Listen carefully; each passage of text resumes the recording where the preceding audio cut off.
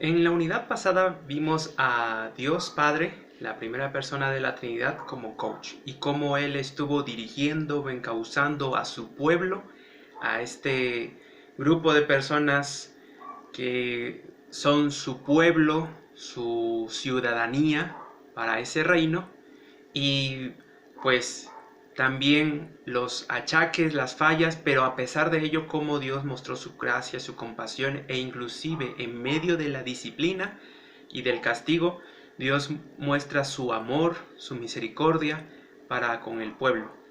Ah, pero no fue evidente lo que Dios estaba haciendo en el pueblo. Dios tuvo que enviar profetas para que se diesen cuenta y aún así no era claro para los judíos, para el pueblo de Dios. Y entonces tenemos a la segunda persona de la Trinidad, a nuestro Señor Jesucristo. Y en esta unidad, en esta parte, veremos a Cristo, a Jesús como coach, en donde en su ministerio Él viene a hacer evidente lo que estaba velado antes de Él. Cosas que ya ciertamente habían sido anunciadas, prefiguradas por los profetas en la palabra, pero que el pueblo no entendía.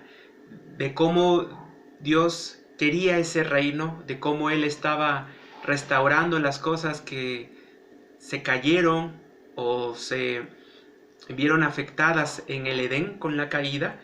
Y Jesús lo que viene a hacer es hacer evidente cómo es este reino, y Él viene a modelar lo que es ese reino con su vida, con su ministerio, con su obra. Ahí tenemos de manera clara el Evangelio. El Evangelio de Jesucristo, el mensaje de Jesucristo es una concentración de lo que es el reino de Dios. Está ahí en potencia también cómo debe ser la pastoral y nuestra manera de ministrar. En Jesús tenemos nuestro ejemplo a seguir en todo. Y algo que Jesús tenía muy claro y que lo vemos al inicio y al final de su ministerio aquí en la tierra, y lo que tenemos revelado en los primeros 5 libros del Nuevo Testamento, es está todo el ministerio de Jesús en función del reino. Comienza su ministerio diciendo: arrepiéntanse, el reino de los cielos ha llegado, se ha acercado. Y cuando va a ascender, Él dice: voy a regresar. Por ejemplo, Hechos capítulo 1, pues así como yo me voy, verán, dicen los ángeles, al Hijo del Hombre regresar de entre las nubes. En el ministerio de Jesús, ahí lo tenemos en Mateo 24, Marcos 13, en Lucas 21, hablando de su regreso y de cómo Él vendrá a juzgar a todos y a completar la obra que Él ha comenzado. Ya también con la lectura que quedaron para la semana pasada, pues se ha reforzado un poco esta idea de el reino de Jesús y cómo todo está en función a prepararnos para esa segunda venida, esa consumación. Y en los evangelios, entonces, Jesús modela cómo es este reino a través del discipulado. Aquí tenemos otra analogía muy clara. Si ya hemos mencionado que podemos entender coaching como pastoral o acompañamiento pastoral, otra manera es el coaching como discipulado o discipulado como coaching. Aquí un esquema, un parámetro muy claro y muy hermoso que Jesucristo nos presenta en la relación y en el tipo de interacción que Él tiene con sus discípulos. Jesús comienza su ministerio desde la perspectiva de Lucas presentándose como un médico, como un sanador, y esto es algo que vale la pena mencionar, que debe ser parte de nuestros modelos bíblicos, de nuestra pastoral con las personas, a seguir el ejemplo de Jesús. Y voy a citarlo tal cual dice Lucas 4, 18 y 19. Jesús dijo: el Espíritu del Señor está sobre mí, por cuanto me ha ungido para dar buenas nuevas a los pobres, me ha enviado a sanar a los quebrantados de corazón, a pregonar libertad a los cautivos y vista a los ciegos, a poner en libertad a los oprimidos, a predicar el año agradable del Señor. Jesús viene a predicar el Evangelio que habla sobre sí mismo, sobre Él, su vida, su muerte, su resurrección. Pero en hacer esto, al establecer su reino, inaugurarlo aquí en la tierra, Él sana a los quebrantados de corazón, da vista a los ciegos, levanta al caído, liberta al cautivo, y es parte de la misión y del encauce que debe tener nuestro acompañamiento pastoral, nuestro coaching. No es dejar a la persona ciega como está, o simplemente darle un placebo a los quebrantados de corazón, sino hacer esa obra de restauración de manera completa y que solamente Cristo la puede hacer. Él se presenta entonces aquí como un sanador de corazones quebrantados, pero por ejemplo en Marcos hace una relación entre la enfermedad y el pecado y como Él es médico. En Marcos capítulo 2, versículo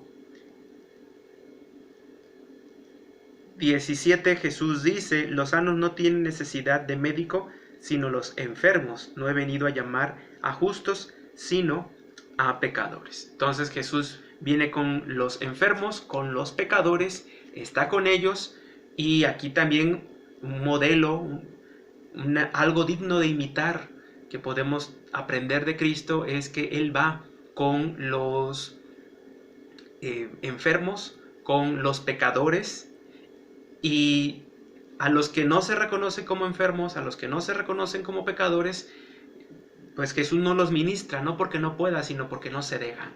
Y eso también es clave para nosotros al pastorear, al ministrar. A quienes vamos a ministrar, se reconocen como personas necesitadas, como personas enfermas, como personas pecadoras. Y este es uno de los grandes problemas que se tiene luego en la pastoral o en la consejería bíblica, en donde se quiere ayudar a una persona que no quiere ser ayudada. Y a esas personas Jesús dice, pues no tienen necesidad del médico. El médico está aquí, habla Jesús, soy yo. Pero si ustedes como fariseos, como religiosos, se consideran justos, sin pecado, pues no se puede hacer gran cosa. Y creo que tenemos ejemplos de esto. Jesús también trae vida abundante, Juan 10:10, y es también un modelo, algo que nos debe direccionar o darle sentido y cauce a nuestro ministerio, a nuestro coaching, que Él ha venido a dar vida abundante. Esta vida plena, Jesús la viene a otorgar y a dar, y es algo también que debemos buscar, y que fuera de Cristo, fuera del Evangelio, cualquier cosa que hagamos, aunque tenga buenas intenciones, no podrás ser ni restaurador, ni redimir, ni dar vida abundante. Al final terminará dejando a las personas peor si solamente les damos un poco de ayuda o calmamos sus conciencias, pero no trabajamos con ellos en el Evangelio. Y los elementos que hemos estado leyendo y dando en este curso van encausados a esto, que tengamos recursos que nos ayuden a nosotros para poder ayudar a las demás personas a la luz de lo que Cristo hace, de lo que es su Evangelio. Hablando del discipulado o del coaching de Cristo, pues sus relaciones eran profundas, diarias y en gozo. Jesús no llamó a sus discípulos y los congregó, los juntó, les dio una enseñanza de 1 hora y les dijo: conéctense la semana que viene o nos vemos la próxima semana. Estuvo con ellos todos los días. Y esta es la gran diferencia entre la labor de iglesia, de pastoral y discipulado que se hace en nuestro tiempo, y lo que Jesús modeló. Jesús no modeló unas relaciones de semana o de 1 hora a la semana, sino diarias, constantes, profundas, llenas de gozo, al grado que Jesús podía, en esta profundidad de las relaciones, Él se muestra transparente y vulnerable en su tiempo de pasión, que en el Getsemaní le dice a sus discípulos de confianza: mi alma está muy triste. Jesús puede abrirse completamente, y esto es algo a lo que deben aspirar nuestras comunidades, nuestras iglesias, el discipulado y las relaciones, a poder imitar esto que Jesús modeló. La pertenencia que Jesús estableció con sus discípulos, al que ellos se sintieran integrados a pesar de que eran de diferentes contextos, recaudadores de impuestos, patrióticos como los celotes, pescadores, de diferentes ideologías o trasfondos sociales. Jesús los junta y les da sentido en la enseñanza, en la convivencia y en la guía que da Jesús. Y esto es algo que debemos de propiciar y que es digno de imitar. La compasión, el amor, la misericordia que Jesús tiene para con sus discípulos y también las enseñanzas que Él les da en este sentido, pero también con su ejemplo. La manera en la que Él los respeta y los dignifica, de cómo toma en cuenta a las mujeres, de cómo pudieron ser muy allegadas a Él y Él dedicarles tiempo, visitarlas e incluso discipularlas, como Marta, María, María Magdalena, los casos de las mujeres que van al sepulcro, eran porque ellas tenían una gran estima, una gran pertenencia, y la manera en la que las trató Jesús, en la que las guió, pues dignificó sus vidas y resaltó su identidad y lo que había en cada una de ellas. Jesús lo vemos desde el Evangelio de Juan como alguien que encarna la gracia y la verdad de Dios. Este amor tan grande que Dios tiene para con el mundo, lo vemos en Juan, en el ministerio de Jesús, en donde Él muere por nosotros, y también en Jesús como un ejemplo de mansedumbre y humildad. Aprendan de mí que soy manso y humilde de corazón, como dice el Evangelio de Mateo. También Jesús se presenta como el Emmanuel, el Dios con nosotros. Él está presente, Él está con sus discípulos, no es un Dios ausente. Y esto es algo que, pues, de lo cual flaquea las comunidades cristianas actuales y los trabajos de discipulado y de acompañamiento pastoral y consejería, en donde pues el que coachea, el que guía, está solo presente en un momento, no hay una comunidad presente que arrope, que albergue, que cuide a la persona. Y Jesús nos mostró al Dios con nosotros. Él es Emmanuel, Él no nos deja, y es su promesa y sigue vigente hasta el día de hoy. He aquí yo estaré con ustedes todos los días hasta el fin del mundo. En el ministerio de Jesús es clave la oración, y esto también es algo que nosotros debemos contemplar, y he ahí la razón por la que el libro que hemos estado usando como referencia y como apoyo para los temas de este curso es sobre la oración. No es solamente cuestión de orar, sino cómo oramos.